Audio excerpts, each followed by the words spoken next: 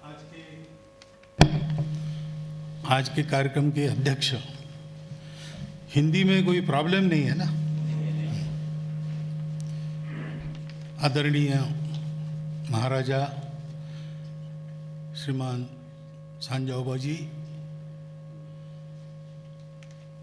सभी स्वातंत्र्य वीरों के वंशधर यहाँ जो उपस्थित है और उपस्थित नागरिक सज्जन, माता भगिनी,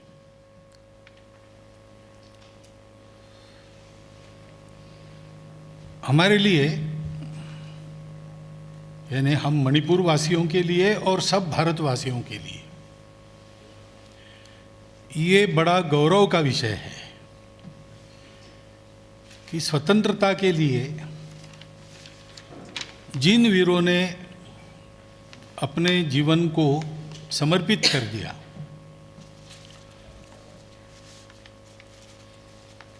स्वतंत्रता के 75 साल पूर्ण होने पर हम उनको स्मरण कर रहे, इतना ही नहीं तो उनके बारे में जानकारी बढ़ा रहे हैं। क्योंकि जैसे किसी व्यक्ति को उसके पिताजी की, दादाजी की इस्टेट मिल गई, उसने स्वयं कुछ नहीं किया, इस्टेट मिल गई, तो उस इस्टेट की वैल्यू क्या है, उसका इंपॉर्टेंस क्या है, ये उसके समझ में तब आता है जब उसके पिताजी ने, दादाजी ने वो इस्टेट प्राप्त करने के लिए कितना परिश्रम किया, ये उसको मालूम होता है। हमको स्वतंत्रता मिली, 75 वर्ष हुए। अब तो स्वतंत्रता के बाद जन्मी हुई जनरेशन अपने देश में है, तो उनको पता ही नहीं कि आज हम जिस स्वतंत्रता का उपभोग कर रहे हैं उसको पाने के लिए हमारे पूर्वजों ने क्या क्या किया, उनको कितना करना पड़ा, कितना कुछ त्याग बलिदान देना पड़ा।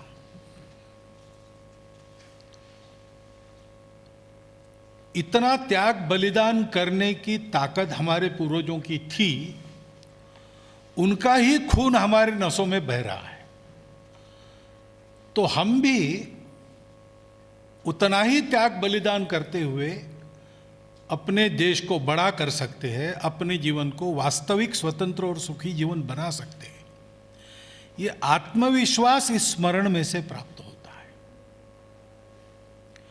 ये भी पता चलता है कि हमारा ये जो कुल है भारतवंशियों का, मणिपुर का जैसे है वैसे सारे भारत में हुआ है ये संघर्ष।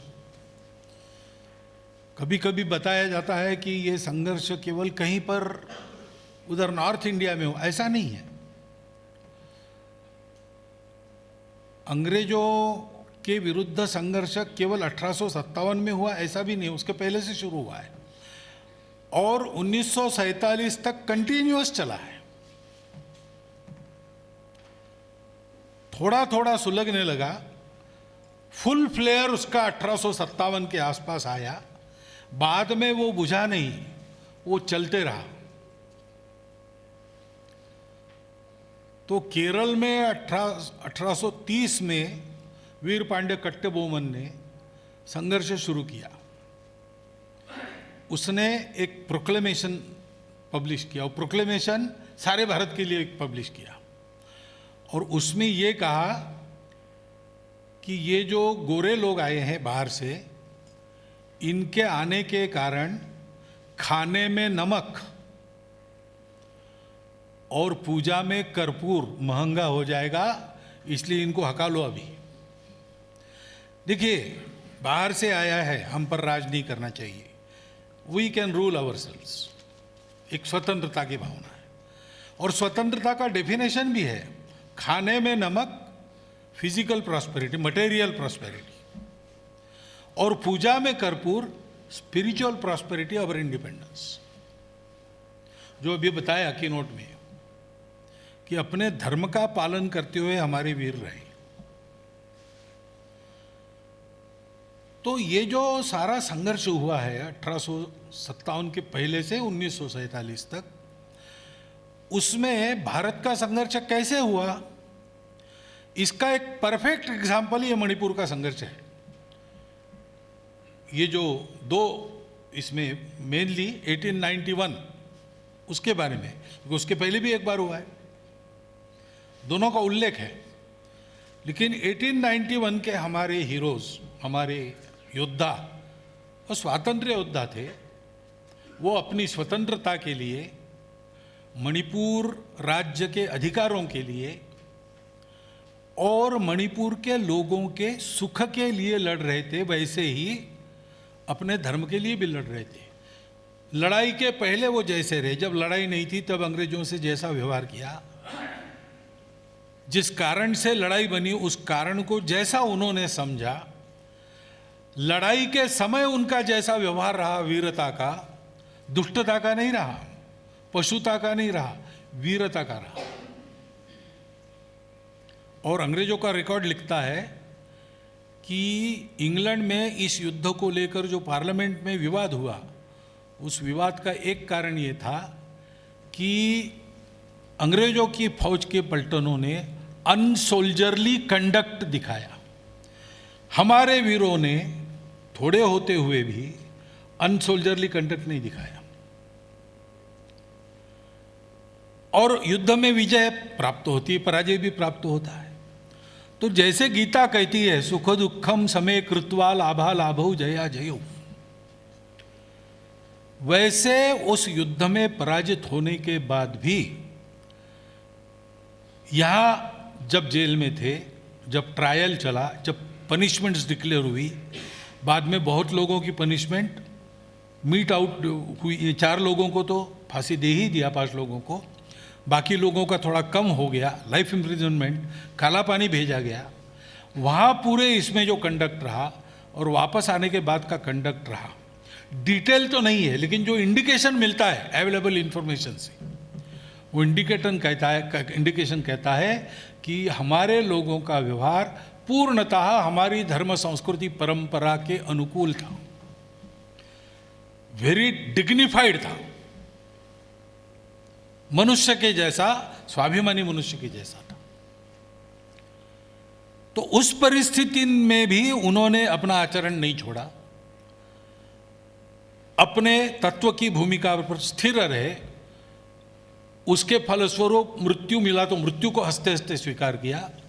काला पानी जाना था, काला पानी गए, वापस आए, यहां आने नहीं दिया, कुछ कर नहीं सकते थे, शक्ति नहीं थी, तो वृंदावन में रहे, राधा कुंड में रहे।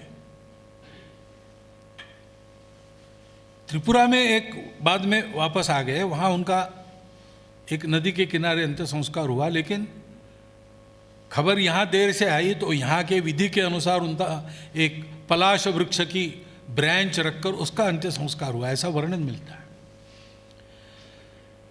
तो हम लोग केवल, हमको बाहर का कोई नहीं चाहिए, केवल इतना नहीं, हमारा अपना कुछ है, उसके प्रिजर्वेशन के लिए हम लड़े। स्वतंत्रता हमारी केवल तंत्र को लेकर बात नहीं थी, स्व को लेकर भी बात थी। हम भारत के लोग हैं, भारत के हर प्रांत के, हर भाषा के, हर जाति के लोगों का एक स्व है जो हम सबको जोड़ता है। तो भारत का व्यक्ति सेक्युलर अलग और रिलीजियस अलग ऐसा नहीं होता है, वो धार्मिक होता है। सब कुछ शाश्वत तत्वों के आधार पर चलता है। भौतिक जीवन भी श्रद्धा के आधार पर चलता है, धर्म के आधार पर चलता है। वैसा ही व्यवहार हमारे सब लोगों का रहा और बड़ा वीरतापूर्ण व्यवहार रहा।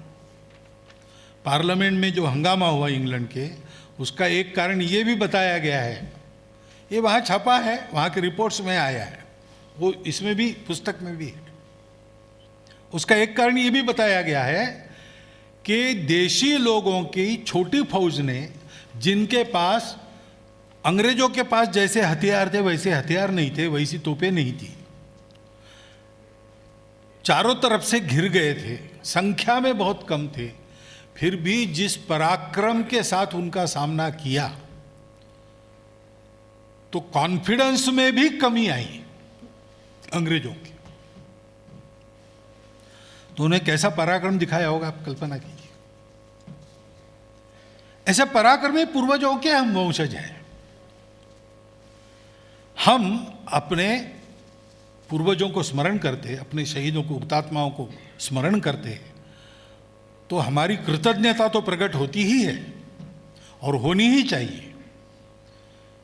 अपने यहाँ पर एक शब्द है श्राद्ध, धर्मविधि है। श्राद्ध है श्रद्धा को प्रकट करना, श्रद्धा पूर्वक करना। हमारे पूर्वजों के प्रति श्रद्धा है, क्योंकि वो श्रद्धास्पद जीवन के धनी लोग हैं। मैं महाराष्ट्र से आया हूं, मैं डायरेक्ट डिसेंडेंट भी नहीं हूं, मणिपुरी भाषा नहीं जानता, मणिपुर में 8-10 बार आया हूं, बस इतना ही है। लेकिन यह पुस्तक पढ़ने के बाद मुझे भी मन में उन शहीदों के प्रति एक श्रद्धा का, गौरव का अनुभव होता है। और ऐसा मणिपुर भारत में है, इसलिए भारत का भी संबंध उनसे है, इसका आनंद होता है। ये हमारी उनके प्रति श्रद्धा है। उस श्रद्धा के चलते हम उनका स्मरण करते, ये बात तो ठीक ही है। लेकिन उनका जीवन, उनका परिश्रम, उनका युद्ध, उनका त्याग, उनका बलिदान, ये हम सब लोगों को आज हमने कैसा जीना चाहिए, इसका पथ प्रदर्शन करता है। हमको वैसा ही जीना है, इन्हें हाथ में हथियार लेके किसी से लड़ाई नहीं करनी है, लेकिन वैसा ही स्वाभिमान हमारा होना चाहिए। अगर हमारे स्व को, हमारे स्वतंत्रता को, हमारे धर्म को, संस्कृति को कोई हाथ में ऐसे साधन लेकर डराता है, तो उसके प्रतिकार में हमारा शौर्य वैसा ही होना चाहिए। हमारे मन में भय नहीं होना चाहिए। संख्या भले ही हमारी थोड़ी हो या ज्यादा हो, हमारा त्याग बलिदान वैसा ही होना चाहिए। और ऐसा सब करते समय हमारे उन पूर्वजों का कैसा मन था, वो आप कंडक जितना उपलब्ध है उतनी जानकारी भी देखेंगे, आपको ध्यान में आएगा कि इन सब बातों के लिए अंग्रेजों से उन्हें लड़ाई की, शरण नहीं गए, टूट गए लेकिन झुके नहीं। लेकिन उनके मन में द्वेष नहीं था, उनके मन में शत्रुता नहीं थी। गीता का ही जो वचन है, युद्धस्व विगत ज्वरा, ऐसे उन्होंने लड़ाई की। हम भी विगत ज्वर होकर ठंडे दिमाग से परिस्थिति का पूर्ण आकलन करते हुए अपने जीवन में उसी प्रकार के त्याग को प्रकट करते हैं, उसी प्रकार की निर्भयता को प्रकट करते हैं, शौर्य पराक्रम को प्रकट करते हैं, उसी प्रकार के एक डिग्निफाइड व्यवहार को प्रकट करते हैं, अपने देश धर्म के प्रति उसी प्रकार आत्मीयता को प्रकट करते हैं। तो हम, हमारे देश को हमारे पूर्वजों के कारण, उनके त्याग बलिदान के कारण स्वतंत्रता मिली। उनसे पाठ पढ़कर, उनका अनुसरण करते हुए हम लोग ऐसा पुरुषार्थ करेंगे तो हम अपने देश को विश्वगुरु बनाएंगे।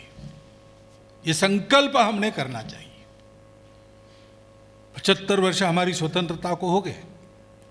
हमारे साथ इस्राएल भी स्वतंत्र हुआ, हमारे साथ जापान भी दूसरे महायुद्ध से मुक्त होकर आगे चला, हमारे साथ चीन भी चला। 1948 के ये सब लोग आए। इस्राएल क्या था? रेगिस्तान, कुछ होता नहीं था। इस्राएल में जो लोग आए थे, इस्राएल बनाने वाले, वो सब अपना घर बार स्टेट छोड़कर दूर से वहां आके बैठ सकते। उनके पास सेना नहीं थी, कुछ नहीं था, कुछ नहीं था। रेगिस्तान में खेती करनी थी। और जिस दिन उन्होंने अपने स्वतंत्रता का घोषणा पत्र जारी किया, घोषणा की, उस क्षण 8 देशों ने उन पर हमला किया और आगे 30 साल उनको 5 लड़ाइयां लड़नी पड़ी। फिर भी आज वो कहां है? रेगिस्तान का नंदनवन बन गया है। सारी दुनिया में उनके सामर्थ्य की धाक है। मिलिटरीली भी बड़ा स्ट्रांग इस्राएल बना है। तो सब प्रकार से एक वैभव संपन्न राष्ट्र का उन्होंने निर्माण किया। जापान भी दूसरे महायुद्ध में उसकी सारे उद्योग एटम बम से बेचिरा हुए थे, 2 बड़े शहर ध्वस्त हो गए पूरे। अमेरिका के वर्चस्व में कुछ साल चलना पड़ा आगे। फिर भी आज जापानी कुछ काल तो देश के दुनिया के बाजारों का राजा बना था और आज एक प्रगत राष्ट्र है। चीन को तो हम देख ही रहे हैं। 48 का जो चीन था, कितना बड़ा विस्तार उसने अपने भूमि का कर लिया, कितना बड़ा उसका आर्थिक सामर्थ्य है। मिलिट्री से हमसे शत्रुता करता है, लेकिन है तो बड़ा, कुछ तो परिश्रम किया ही है। हम 75 साल में वैसा क्यों नहीं कर पाए? हमने कहीं कम किया ऐसा नहीं है, हम भी आगे बढ़े हैं और हम भी आगे बढ़ेंगे और हम अपना उदाहरण स्थापित करेंगे दुनिया में, बात पक्की है। लेकिन कैसा करेंगे? अभी तक जैसा किया, हमको अपनी चाल बदलनी पड़ेगी, हमको गति बढ़ानी पड़ेगी। वो कैसे होगा? हमारे स्वतंत्रता के लिए जिन लोगों ने अपने सर्वस्व का होम कर दिया, अपने स्वार्थ की होली जला दी, त्याग किया, बलिदान किया, और ऐसा करने के बाद भी मन से वो किसी के दुश्मन नहीं बने, विश्व बंधुत्व का हमारा जो स्वभाव है उसको बिना छोड़े उन्होंने ये सब किया। उसी प्रकार, उसी त्याग, बलिदान, बंधुत्व की भावना के आधार पर उसी प्रकार का पुरुषार्थ, पराक्रम दिखाते हुए, अपने स्व का विवेक रखते हुए, हम सब लोग विविधता भरे इस देश के सब भाषा भाषी, सब प्रांतों के, सब जाति वर्गों के, सब पंथों उपासनाओं के लोग मिलकर वैसा चलेंगे तो हम अपने देश को विश्वगुरु बनाएंगे। और फिर से, बहुत दूर नहीं, लेकिन ऐसा हम करेंगे तो अपने स्वतंत्रता का 125 वर्ष, उस समय जब हमारे इन पूर्वजों की हम फिर से याद करेंगे बड़े पैमाने पर, याद तो हमको प्रतिक्षण करना चाहिए, एक क्षण भी उनको भूलना नहीं चाहिए, लेकिन समारंभ पूर्वक 100वें में याद करेंगे, तब हम उनके स्मृति को श्रद्धापूर्वक नमन करेंगे, अपनी श्रद्धांजलि देंगे और मन में ही मन अपने पूर्वजों को नम्र निवेदन करेंगे कि हे महापुरुष, आपके त्याग पर हमारा जीवन खड़ा हुआ, उस जीवन को हमारे त्याग पुरुषार्थ से हमने आपका नाम सारी दुनिया लेगी, इतना समर्थ देश भारत को बनाकर हमने खड़ा किया है। कृपया आप आइए और ये हमारी वास्तविक श्रद्धांजलि स्वीकार कीजिए। ऐसा हम आह्वान कर सकेंगे। ऐसा संकल्प लेके आज से हमको आगे चलना चाहिए, इसकी आवश्यकता है। उसकी प्रेरणा देने वाला ये पुस्तक बना है। मैं ये पुस्तक बनाने वालों का अभिनंदन करता हूँ। उन हमारे पूर्वजों के बारे में जानकारी प्राप्त करना बहुत कठिन बात है, पूरी तो अभी भी नहीं हुई, लेकिन जितनी उन्होंने खोज कर निकाली है वो भी हमारे सामने उनके जीवन की कल्पना देने के लिए पर्याप्त जानकारी, इसके लिए उन्होंने परिश्रम किया है, बहुत अच्छा रिसर्च किया है, वेल डॉक्यूमेंटेड बातें हैं। कुछ अपेक्षा भी व्यक्त की है, वो सामान्य अपेक्षाएं तो सरकार से है, सरकार ने 1-2 काम उसमें से कर दिए है। केंद्र सरकार ने अंडमान में वो माउंट हैरियट का नाम भी बदल लिया है, मणिपुर के नाम पर किया है, उस युद्ध के स्मरण में, युद्ध के शहीदों के स्मरण में। वो काम सरकार करेगी, धीरे धीरे होगी। सरकार हमेशा धीरे चलती है, वो जल्दी चल ही नहीं सकती। लेकिन समाज को जो करना है वो समाज कर सके, इतनी प्रेरणा इस पुस्तक से ज़रूर मिलती है। मैं अनुरोध करूँगा, ये अंग्रेजी में छपा है क्योंकि रिसर्च है, आजकल सारा एकेडमिक हमारा डिस्कोर्स अंग्रेजी में ज़्यादा चलता है, लेकिन इसको मणिपुरी में भाषांतर करना चाहिए और इसको हिंदी में भी भाषांतरित करना चाहिए। अंग्रेजी है, मणिपुरी है, हिंदी है, तो ये इन्फॉर्मेशन सारे भारत में जाएगी। ये इन्फॉर्मेशन मणिपुर में भी जाएगी, मणिपुर की युवा पीढ़ी को नए पुरुषार्थ की प्रेरणा देगी। सारे भारत में ये जाएगी तो भारत के लोग जानेंगे कि परंपरा से हमारा एक अंग, हमारा ही एक भाई, आकार में छोटा है, साधनों में कम है, लेकिन स्वतंत्रता की लड़ाई के योगदान में उसका योगदान कम नहीं है, हमारे बराबरी का है। एक दूसरे के बारे में ये जानकारी होने की आवश्यकता है, और इसलिए मेरा ये आह्वान है कि इसका मणिपुरी में भाषांतर हो। अंग्रेजी में ठीक से एक्सप्रेस भी नहीं होता, कुछ वहाँ ग्रामेटिकल मिस्टेक्स वगैरह भी आपको मिलेगी पुस्तक में, लेकिन पुस्तक का भाव तो एकदम ठीक आता है। उसके अंग्रेजी में करेक्शन की ज़रूरत है, परंतु अंग्रेजी छोड़ दीजिए ना, अपना सामान्य आदमी यहाँ मणिपुरी पढ़ेगा, बोलेगा, समझेगा। भारतवर्ष में दक्षिण के राज्यों में अंग्रेजी काम आ जाएगा, और बाकी राज्यों में हिंदी में सामान्य आदमी समझता है। तो ये जानकारी सर्वदूर जाए, मणिपुर का कंट्रीब्यूशन क्या है भारत की स्वतंत्रता में, ये जानकारी मणिपुर की मिले कि भारत की स्वतंत्रता में कैसा त्याग बलिदान हमारे पूर्वजों ने किया, और एक नया पुरुषार्थ हमारे इस क्षेत्र में खड़ा हो, जो आने वाले भारतवर्ष, विश्वगुरु भारतवर्ष के परम वैभव में भी यह दावा कर सकेगा कि सारे पुरुषार्थ में जैसा पहले से महाभारत काल से भारत के जीवन में मणिपुर का योगदान रहा है, वैसा ही योगदान आज की पीढ़ी भी करती है। एक देश के हम सब अंग अपना अपना योगदान करके पूरे देह को पुष्ट बना रहे, पूरे देह के साथ उसका प्रत्येक अंग भी पुष्ट हो रहा है।